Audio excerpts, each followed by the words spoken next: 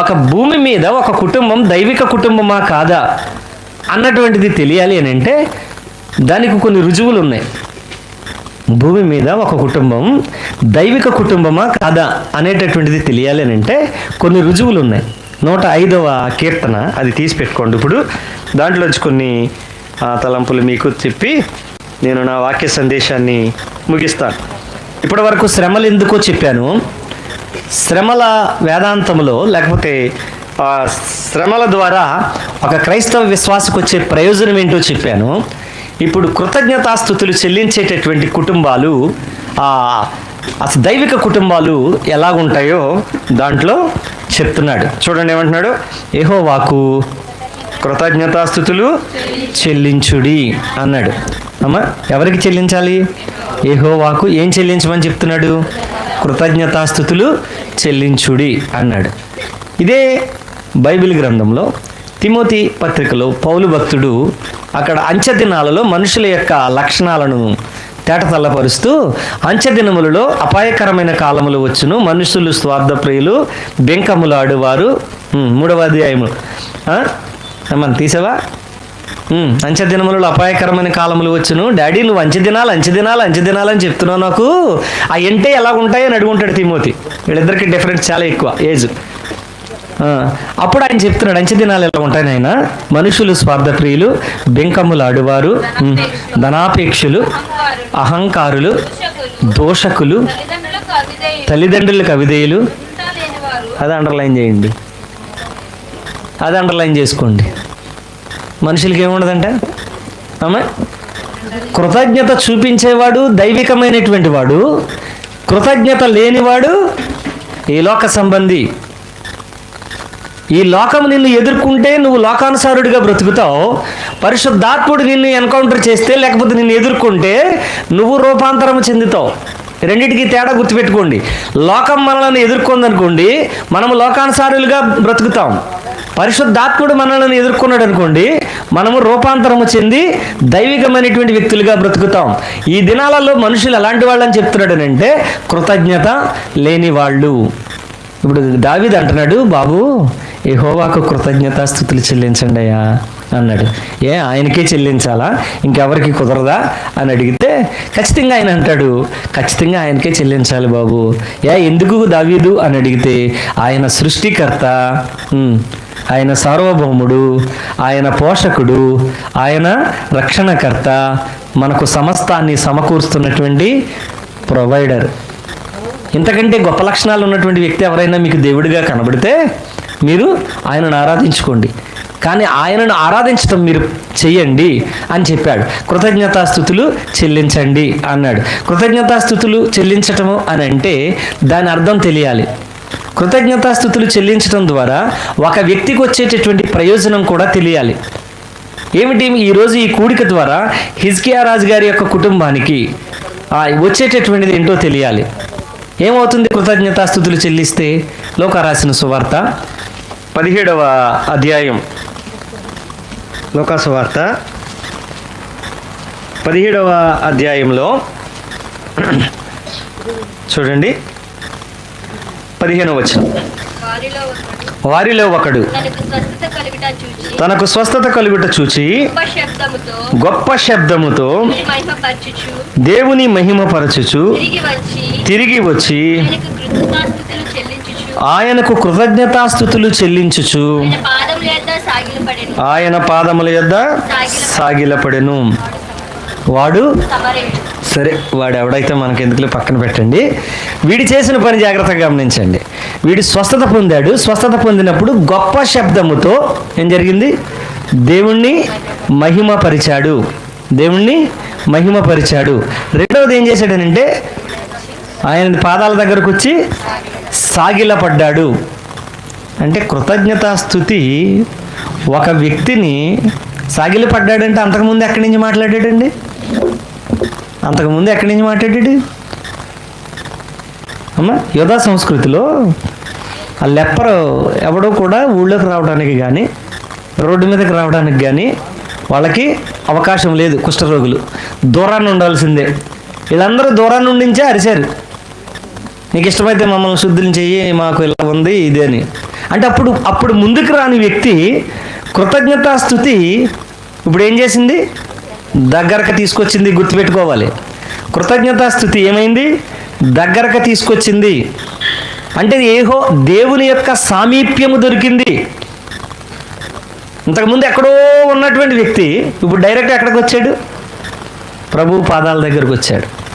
కృతజ్ఞతాస్తుతి చెల్లించడం ద్వారా మనము దేవునికి దగ్గరగా వెళతాం. దగ్గరగా వెళ్ళి పాదాల మీద పడిపోడండి, చా నువ్వు కుష్ఠరోగి వదలపోరా అన్న తండ్రిడా? తన్ను ఉంటాడంటారా? మరి ఏం చేసి ఉంటాడు చెప్పండి? మీ కాళ్ళకే బర్త్డే రోజుని మేము టీచర్లం కదా, పిల్లలు వస్తారు, అక్షంతలు అయితే ఎత్తారు, ఇలా వచ్చి కాళ్ళకి ఇలా దండం పెట్టుకుంటూ ఉంటారు. అప్పుడు మేము చేసే పని ఏంటి? అక్షంతలు నెత్తి మీద వేసి కుర్రోడైతే ఆడి భుజాలు పట్టుకుని లేరా హ్యాపీ బర్త్డే అని చెప్తాం. ఇప్పుడు యేసుప్రభు ఏం చేసి ఉంటాడు? కాళ్ళ మీద పడ్డవాడిని తన్నాడంటారా, చేతులు లాగాడు, పైకి ఎత్తుకుని ఉంటాడంట, పైకి లేపు ఉంటాడు కదా. అంటే ఇప్పుడు ఇద్దరికి మధ్య డిస్టెన్స్ ఎంత తమ్ముడు? అది సామీప్యత దొరుకుద్ది కృతజ్ఞతాస్తుతి. ఏం చేస్తుంది? దూరాన ఉన్న వ్యక్తిని దగ్గరకు తీసుకొచ్చింది. అంతేకాదు దేవునితో దగ్గరి సంబంధాన్ని తెచ్చింది. మూడోది ఏంటి తెలుసా? దేవుని మహిమపరిచింది. కృతజ్ఞతాస్తుతి ఏమవుతుందంటే దేవుణ్ణి మహిమపరుస్తుంది. కొరింథీ పత్రికలో పౌలు అన్నాడు, మీ దేహము మీది కాదు, మీరు విలువ పెట్టి కొనబడిన వారు, కాబట్టి మీ దేహముతో దేవుని. ఇప్పుడు ఆడు దేహంతో దేవుని మహిమపరిచాడా లేదా? ఏమండి? నోరు ఆయన ప్రేజ్ చేసింది, పరిగెత్తుకొచ్చి దండం పెట్టుకున్నాడు చేతులు. ఆ పరిగెత్తున్నప్పుడు కాళ్ళు, టోటల్గా వాడి బాడీ అంతా ఏమైందని అంటే దేవుణ్ణి మహిమపరిచింది. కృతజ్ఞతాస్తుతి దేవునికి దగ్గరగా తీసుకొస్తుంది. దేవునితో సహవాసము, దేవునితో మాట్లాడేటటువంటి అవకాశం ఉంటుంది. మూడవది ఆయనను మహిమపరుస్తుంది. ఈ మూడు పనులు ఎవరు చేయగలరో వాళ్ళ జీవితాలు డిఫరెంట్గా దేవుని కొరకు ప్రత్యేకంగా ఉంటాయి. గుర్తుపెట్టుకోండి. అందుకని దావీదు అంటున్నాడు, బాబు మీరు కృతజ్ఞతాస్తుతులు చెల్లించండి. అంటే పెళ్లి రోజుకో లేకపోతే మ్యారేజ్ డేకి, పుట్టినరోజుకో వీటికో థ్యాంక్స్ గివింగ్ ప్రేయర్ పెట్టుకోవడం కాదు.